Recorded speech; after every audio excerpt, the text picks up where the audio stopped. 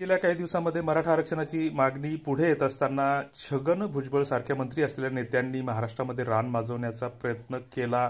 या आरक्षणाला समांतर विरोध करत आपल्यातील जी काही राजकीय दुर्भावना आहे तर ती अधोरेखित करण्याचा या माध्यमातून प्रयत्न केला। मात्र आता याचा GR निघाल्यानंतर सुद्धा काही ओबीसी मुठभर नेत्यांच्या मनामध्ये कसा पोटशूळ उठत आहे याबाबतची हा व्हिडिओ। मात्र दुसरीकडे ओबीसी संघर्ष समिती आणि ओबीसी नेते कमालीचे नाराज झालेले आहेत, संतापलेले आहेत। मुख्यमंत्री जातीयवादी आहेत, यांनी अंधारात ओबीसीचा घात केला अशा भावना त्यांच्या मुळामध्ये हा निर्णयाचा ओबीसींना मान्य नाही। हा जो GR काढलेला आहे तो ओबीसींचा घात करणारा GR आहे। म्हणून या प्रथमतः या GRचा मी निषेध करते आणि हे GRला खरं तर अनुमोदन करणारे या महाराष्ट्राचे जातीवादी मुख्यमंत्री एकनाथ शिंदे यांचा देखील मी निषेध करते। आता त्या वाशीमध्ये त्यांची ती सभा चालू आहे, त्या सभेच्या स्टेजवरती जाऊन एक मराठा लाख मराठाच्या घोषणा, म्हणजे तुम्ही खऱ्या अर्थाने एका समाजाचेच मुख्यमंत्री आहेत हे तुम्ही परत एकदा अधोरेखित केलेले आहे। ओबीसींचा रात्रीमध्ये तुम्ही गळा घोटलेला आहे, त्यामुळे येणाऱ्या काळामध्ये मात्र ओबीसींचा आक्रोशाला तुम्हाला सामोरं जावं लागणार आहे। त्यांच्यापुढे तुम्ही हुजरेगिरी करता, एका समाजापुढच्या गुंडगिरी पुढे तुम्ही अक्षरशः लालगोटेपणा करून त्यांचा उदो केला। येत्या काळामध्ये ओबीसीचाच मुख्यमंत्री तिथं मुख्यमंत्री पदावरती विराजमान झाला पाहिजे।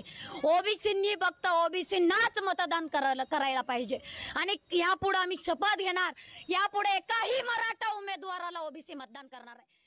मित्रांनो, खरं तर मराठा आरक्षणाची मागणी ही गेल्या अनेक वर्षापासून सातत्याने पुढे येत आहे। मराठा सेवा संघाच्या स्थापनेच्या आधीपासून मराठा समाज हा आरक्षणाची मागणी करतोय आणि या मागणीचा रेटा पुढे रेटत असताना यापूर्वी 2009 मध्ये मराठा सेवा संघ प्रणित संभाजी ब्रिगेडने या मागणीसाठी आंदोलन रेटलं होतं। महाराष्ट्रामध्ये काही ठिकाणी उद्रेकही झाला होता। त्यावेळेस त्या काळचे मुख्यमंत्री अशोकराव चव्हाण यांनी मराठा समाजाच्या आरक्षणाबाबत सकारात्मक विचार करू अशी घोषणा त्यावेळेस केली होती। नंतर आदर्श घोटाळ्यामध्ये ते पायउतारही झाले आणि ती आरक्षणाची मागणी तशीच प्रलंबित राहिली। त्याच्यानंतर आर्थिक निकषावर आरक्षण आणि सामाजिक आरक्षण हे दोन विषय पुढे आले गेले, त्याच्यामध्ये मतभेद निर्माण झाले आणि त्याच्यानंतर 6-7 वर्षापूर्वी मराठा क्रांती मोर्चाच्या माध्यमातून ही मागणी पुन्हा एकदा प्रामुख्याने पुढे आली आणि अंतराल सरावटीच्या ज्या घटनेमधून